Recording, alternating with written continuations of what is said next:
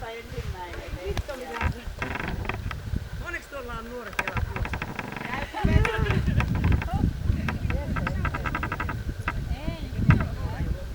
Kerrankin on ohjaaja, joka jaksaa juosta ja jaksaa innostaa koiraa. Ajattelin ehdottaa, että omistettuna saa ei koira oikeastaan mikään tarvitse. Mutta antoi perhanaa periksi. On ihan uskomaton elukka. Ja rupesi tulemaan jo se turhaama, että no voi saakeli, että tulee se onnireaktio, että kuka. Mutta se tuli täältä nopeammin, se on fiksu lähtö, kun mä kysyin siltä ohjaajalta tuolla, että onko tää ollut lampaiden kanssa. Se on niin sinut siellä niiden kanssa. Ja ihan semmonen.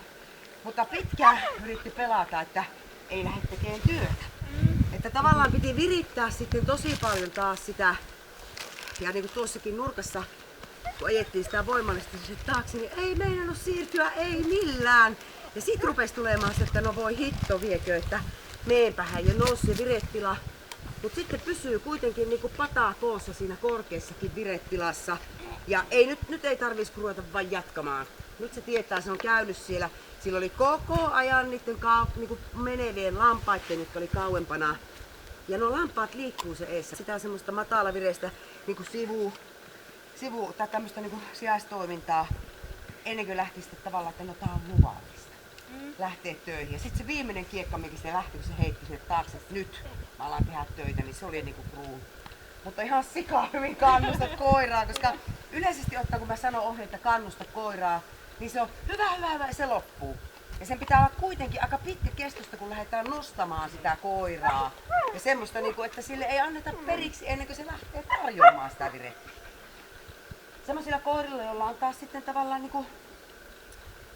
epävarmuus, on se ongelma, minkä takia sitä virettilaa nostetaan, niin ne ei ole niin turvallisia nostaa.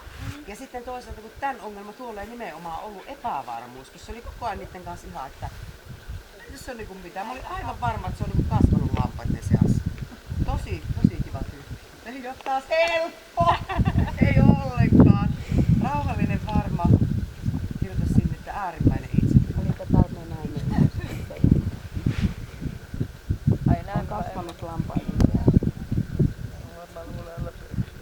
Se ei nähnyt ikinä mitään vieraita.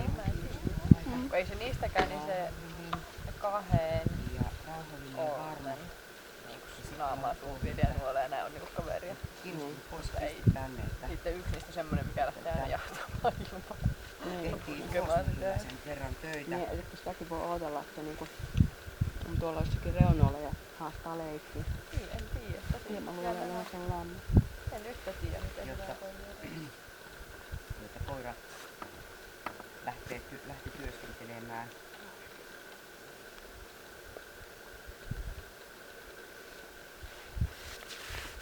Ei siksi, ettei osaisi.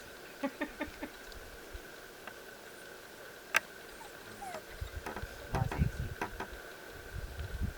että on harvinaisen mahdollista. Tulla sitten kyllä ihan viereen yhtä kuvata. Silloin haastattelussa. Tankahan tulee tuolla. Niin, vaikka nurmukkoon. Niin, tää koira. No. Jos koira on omaa naamaa. Niin, minä myös. Ja kyllä sitten ymmärrän. Ei laita paljon. Se näkyy taas siitä, että se yrittää kyllä ottaa huomioon työskentelen keskenellä paljon. Ja liikkeenkatokantia hyväksyy. Oli aivan, aivan huippututu oloinen show. Mutta että on jännä ja sitten taas näkee sen, että tuolla nostettiin, niin se on aivan cool. Se on 30 metriä monesti.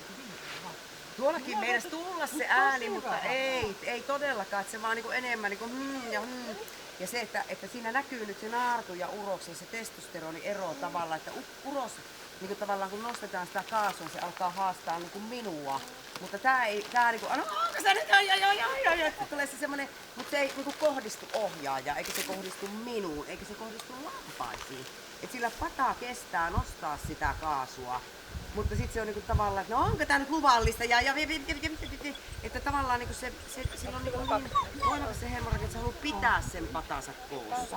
Et se tulee olemaan haaste, aivan varmasti niin, mutta nartun kanssa niin pirun paljon helpompaa. Et se missä ulos laittaa hanttiin, niin narttu niinku tavallaan miettii sen, se on helpompi tehdä sen kanssa yhteistyötä. Ehkä, mahdollisesti. Kyllä, mutta sitten taas niinku se niinku sulla on ohjaajana nyt se vahvuus, että sä kykenet siihen nostoon, sä kykenet siihen tarpeeksi pitkään, sä uskallat hitsata sitä.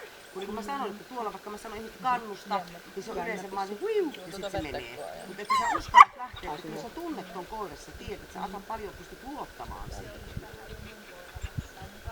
Oikeesti, no kyllä sun on tunnettava sekin sitten periaatteessa, että sä pystyt luottamaan siihen. Tai rotu on sulle sitten niin tuttu tai nämä yksilöt. Mutta että kyllä niinku, jos ajatellaan tuommoista tilannetta, että ihminen tulee tuonne testiin koiran kanssa ja sillä ei ole niinku ehkä esimerkiksi minkäänlaista käsitystä siitä, miten se voi käyttäytyä, jos se kuuluu. Tai jos sen virettilaa nostetaan. Niin jos sitä koiraa ei muuten tunne, niin ei sitä uskalla kukaan vierestä tuolla tavallaan tehdäkään, koska sitä pelkää, että no hemmet, jos mä tätä nyt kuumena, niin miten sitten käy? Mutta että on tunnettava koira, koska uskaltaa sen tehdä ja kyllä testaa. Virpa. Niin no silloin sä tiedät kuka se on. Oikein hyvä, ei mitään. Mielenkiintoisia ovat he.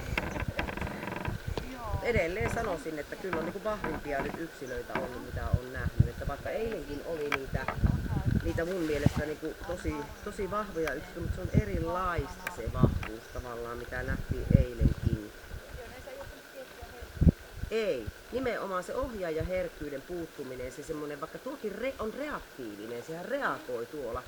Mutta ei se silti, vaikka mä sille muutaman kerran sanoin, että ala mennä, niin ei se väistä. Niin ei, että se ansaitseminen on näissä se, että se pitää tuo koira ansaita. Mielenkiintoista, todella.